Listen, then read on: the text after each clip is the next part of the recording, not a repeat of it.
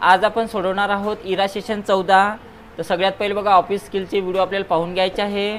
जेवढे व्हिडिओ यामध्ये ऑरेंज कलरमध्ये दिसत असेल तर सर्व व्हिडिओ आपल्याला पाहून घ्यायचा आहे, सर्व चेक करून घ्या। आणि जे जे ऑरेंज कलरमध्ये व्हिडिओ आहे ते सर्व आपल्याला पाहायचे आहे, कंपल्सरी आहे।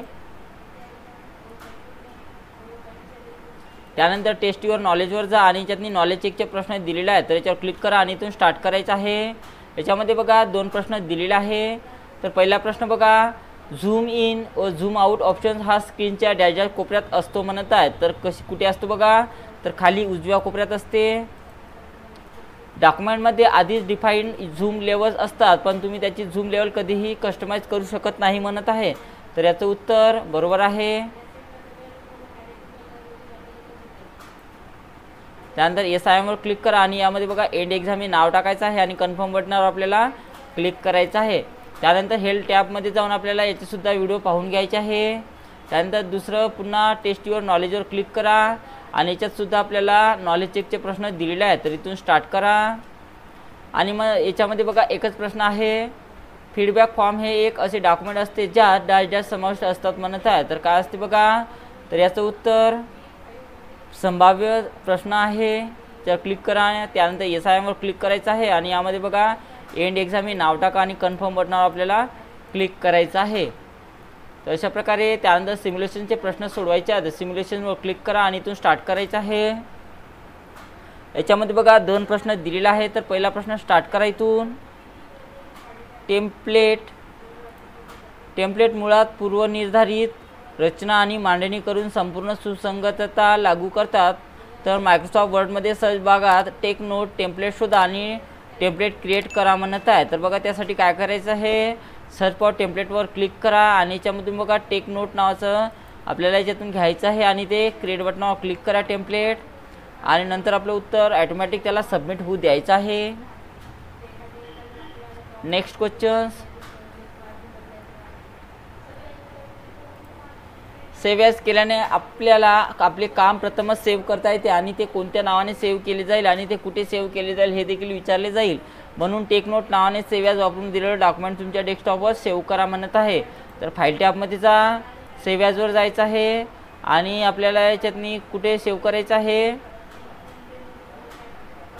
डेस्कटॉपवर म्हणत आहे, तर ब्राउझर क्लिक करा किंवा इथून डेस्कटॉप घेतलं तरी चालेल। त्यानंतर त्याला नाव द्यायचं आहे आणि तिथे सेव्ह बटनावर क्लिक करा अशा प्रकारे आणि ऑटोमॅटिक त्याला सेव्ह होऊ द्यायचं आहे। त्यानंतर SIM वर क्लिक करा आणि यामध्ये बघा एंड एक्झाम हे नाव टाकायचं आहे आणि कन्फर्म बटनावर आपल्याला क्लिक करायचं आहे। नंतर बघा आपल्याला सेल्फ पाथ लर्निंगचे क्वेश्चन सोडवायचे आहेत, तर सेल्फ पाथ लर्निंगवर क्लिक करा आणि इथून स्टार्ट करायचं आहे। याच्यामध्ये बघा 6 प्रश्न दिलेले आहेत, तर इथून प्रोसीड बटनावर क्लिक करा।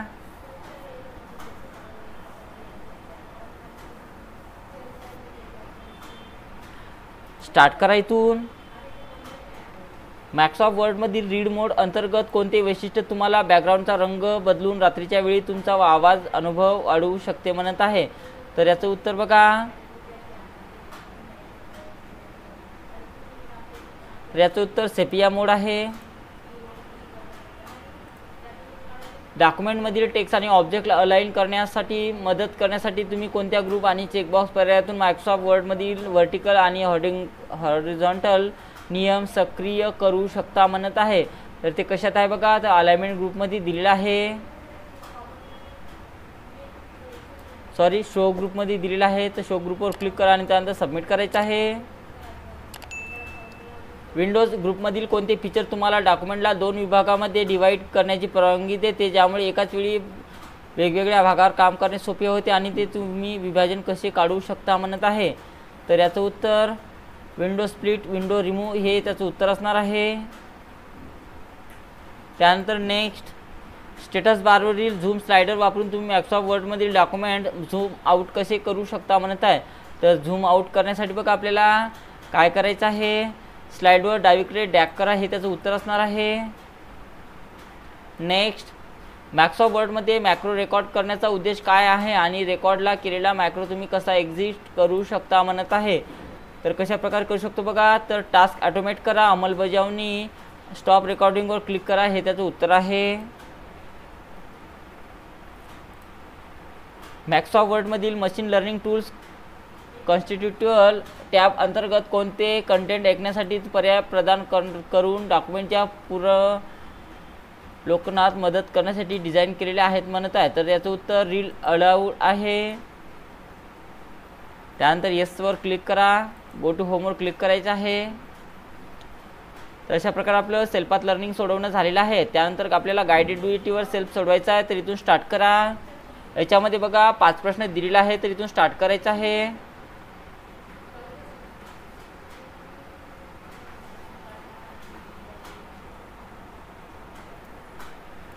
दिलेल्या डॉक्युमेंटमध्ये ते रीड मोडमध्ये पाहण्यासाठी व्ह्यू टॅबवर जा. नंतर व्ह्यू ग्रुप आणि रीड मोड ऑप्शनवर क्लिक करा म्हणत आहे.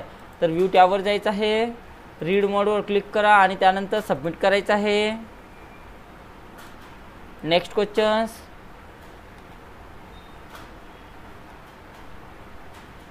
दिलेल्या डॉक्युमेंटमध्ये ग्रीडलाईन हाईड आणि शो करण्यासाठी व्ह्यू टॅबवर जा. त्यानंतर शो ग्रुपच्या खाली असलेल्या ग्रीडलाईनवर क्लिक करा म्हणत आहे. तर ग्रीडलाईन हाईड करण्यासाठी बघा आपल्याला व्ह्यू टॅबवर जायचं आहे आणि ते ग्रीडलाईनवर हाईड करा आपली चालू करायचं आहे आणि त्यानंतर सबमिट करायचं आहे. Next questions.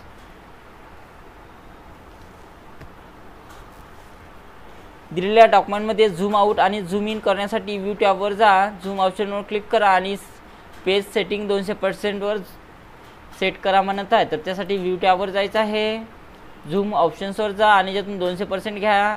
त्यानंतर ओके करायचं आहे आणि नंतर आपलं उत्तर सबमिट करायचं आहे. पुढचा प्रश्न बघा. नवीन डॉक्युमेंट ओपन करा. हेल्प संबंधी डॉक्युमेंट एक्सप्लोरर करण्यासाठी हेल्प टॅबवर जा आणि नंतर हेल्पवर क्लिक करा म्हणत आहे. तर त्यासाठी बघा आपल्याला नवीन डॉक्युमेंट ओपन करण्यासाठी सर्च बॉक्समध्ये जायचं आहे आणि त्यानंतर इथे वर्डवर क्लिक करा. वर्डवर क्लिक केल्यानंतर आपल्याला याच्यातून ब्लँक डॉक्युमेंट घ्यायचे आहे. ब्लँक डॉक्युमेंटवर गेल्यानंतर आपल्याला इथे हेल्पवर क्लिक करायचं आहे अशा प्रकारे आणि त्यानंतर हेल्प टॅबवर इथे जायचं आहे अशा प्रकारे आणि त्यानंतर आपलं उत्तर सबमिट करा. आणि शेवटचा प्रश्न बघा. नवीन डॉक्युमेंट ओपन करा. मायक्रोसॉफ्ट टीम्सशी संपर्क साधण्यासाठी हेल्प टॅबवर जा. त्यानंतर कॉन्टॅक्ट सपोर्टवर क्लिक करा म्हणत आहे. तर पुन्हा तसं सांगत आहे. तर स्टार्ट इथे सर्च बॉक्सवर आलेला आपण आणि याच्यातनी आपल्याला वर्ड टाईप करून घ्यायचं आहे. वर्ड टाईप केल्यानंतर आपल्याला MS वर्डची इथे पहिलीच ॲप्लिकेशन आलेलं आहे त्याला ओपन करा. त्यानंतर ब्लँक डॉक्युमेंट घ्यायचं आहे.